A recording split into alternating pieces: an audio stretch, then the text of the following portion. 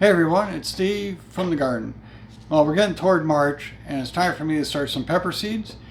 Now this year I am not going to grow as many peppers as I have in prior years. I'm just going to focus on those peppers that I want to use the most.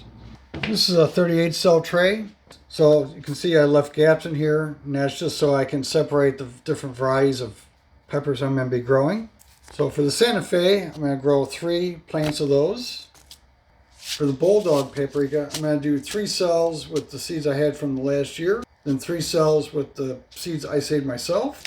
For the Alma paprika, I'm going to do 6 cells just with my own saved seed. For bell peppers, which I don't use as much, I'm going to do 1 cell that's this like yellowish bell pepper, and then 1 cell with the California Wonder seeds I had from 2 years ago. Then for my jalapenos, I'm going to be doing 5 cells of these, 2 cells with the seeds from, these are from 2020, and then 3 cells from jalapeno seeds I saved from 21. Now I thought I saved some jalapeno seeds from last year, but I'm not finding them, so maybe I just misplaced them somewhere. But this is one that, granted these seeds are a little bit older, but they should still be quite viable. And so I want to see how that germination works.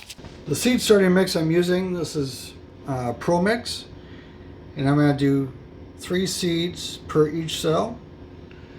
Now I'm going to just put these on the surface initially, and then I will cover them up with some additional soil mix, or seed starting mix.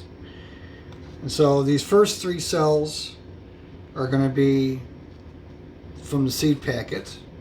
Then the last 3 cells are going to be from my own saved seed from last year. Now this is the side that's got the little recycling symbol on it, so they'll help us know which one is which later on. I'm doing 3 seeds per cell with these seeds too. This little cluster here, this will be the Alma paprika. These 3 will be the Santa Fe peppers.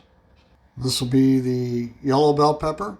Now if you notice, I am spacing these out quite a bit, so each seed has plenty of room to start growing. Then I can thin them out afterward. The cell will be the California Wonder bell pepper. These 2 cells here will be the jalapeno seeds from M.I. Gardner, and these other 3 cells will be the jalapeno seeds I saved myself. Now you may not pick this up on the camera, but these seeds are much bigger than the jalapeno seeds that are from M.I. Gardner here. It is a different variety, so you can't do a direct comparison, but it's just an interesting thing to note that the seeds are a different size. Okay, all the seeds are in place. There's 3 seeds in every cell, so we'll see what kind of germination rate we get.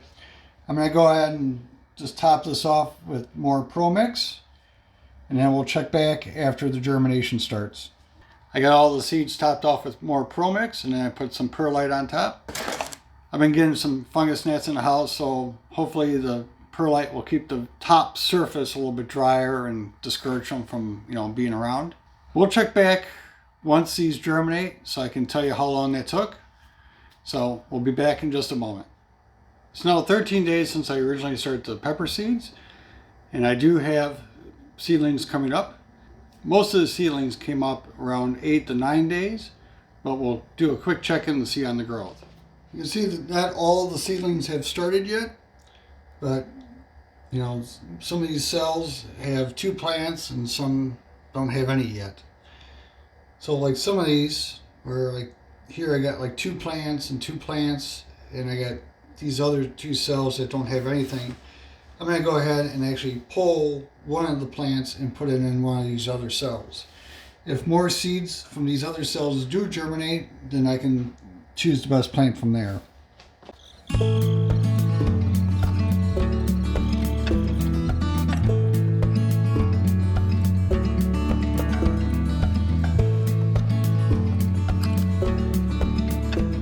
There, I got some of the seedlings moved around to empty cells.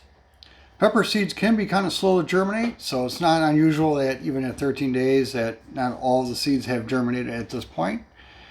But we'll do another check-in in another week or so, and we'll see how they're doing at that point. It's been a few weeks since we last checked in on the peppers, so let's go and take a quick look at them. Most of the seeds have germinated now, and there are a couple empty cells. but I think we'll just let those go for this year. So now the next step for me is to start potting these up, at least the larger ones. There's some that are a little bit smaller because they germinated a little bit later, so those I'll still leave in these cells, but the bigger ones we'll get into some pots. I kind of pre-filled the pots a little bit, and then I added worm castings to all the pots, and then just like a pinch of balanced organic fertilizer to all the pots too. Here's two I've kind of set in place, and I'm just taking them out of the cells and popping them in here. So like what I'm currently working on are the jalapenos. Now I have 3 that are already pretty good size, and then 3 cells that are on the smaller side. There are actually 2 cells where some of the plants are a little bit smaller. So these 2 cells where they're smaller I will leave alone. But the 38 cell trays, the peppers could actually stay in here a little bit longer because these cells are larger, and therefore plants can get a little bit bigger inside here. But these bigger ones, I might as well just go ahead and pot them up since I'm potting up some other stuff anyways. And then if they don't sit down quite far enough, I just dig out a little hole a little bit further and set them down in there. To help minimize the amount of soil that I make a mess with, I just kind of I put the potting mix into this tote, and then I can just kind of fill these in the rest of the way. And that way, any that spills over just falls back into the tote, and I don't have to go back and clean up a bunch of soil that came out. I also made plant tags ahead of time. Some of the pots I had labeled in previous years with some duct tape, and that duct tape doesn't want to come off, so I just make sure I plant the same type of thing in the pot the next year. Then for everything else, I have a tag and I just pop that in there. Some of these cells have too many plants in them. Now I could kind of pull these up, separate out the plants, and replant them all individually, but I don't need that many plants. And like these cells here, I planted 3 seeds and I had 3 seedlings come up in each. So I was 100% germination on these jalapenos.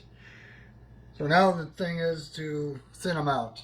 So I could just pull them out, but I'm just going to use my little cutter and I'm just going to snip them at the soil level.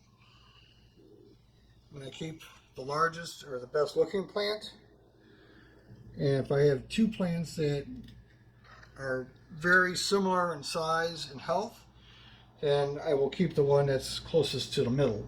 So like on this cell, this one looks about the best, so I'll clip out these other 2. Now in the case of these are the Santa Fe peppers. So they were slower to germinate than, the paprika or the jalapenos. But I got 1 seedling in this cell, 2 seedlings in this cell, and nothing in this one.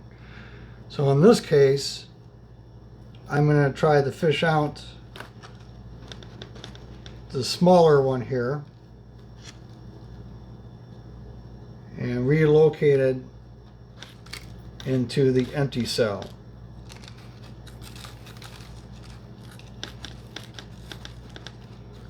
And I'll water that in, and that one should take. Now I've noticed when I need to fish seedlings out and put them into another cell this way, it's usually best to grab the smallest seedling to do that with, because their roots aren't quite as deep, and they seem to just have a better success rate when it comes to transplanting them within the cells. Every year I always seem to get at least 1 or 2 peppers that don't want to stand up straight. So my solution to that is put a stick of some kind into the cell so I can tie it to it. Now in this case I'm using a popsicle stick, but it could be like a little piece of a branch or a pencil or whatever. And that way I can just tie it up, and then when I transplant it, the plant will grow straight up after that. And all I was using here was like the little twist ties that comes on, like say a loaf of bread. I also want to do a quick look at the bulldog paprika that we grew.